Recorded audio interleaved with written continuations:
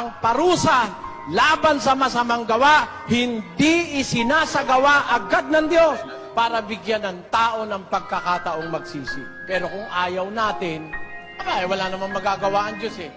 Ang darating tiyak, pakinggan nyo, sa Sefanias 1:18. Basa. Kahit ang kanilang pilak o ang kanilang gintuman ay hindi makapagliligtas sa kanila sa kaarawan ng kapuotan ng Panginoon.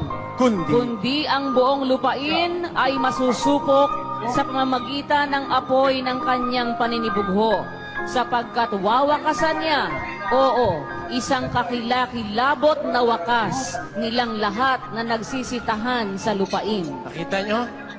Kahit ang kanilang pilak, kahit ang kanilang gintuman, hindi makakapagligtas sa kanila sa kaarawan ng kapuotan ng Panginoon, kundi ang buong lupain masusupok sa pamamagitan ng apoy ng kanyang paninibugho.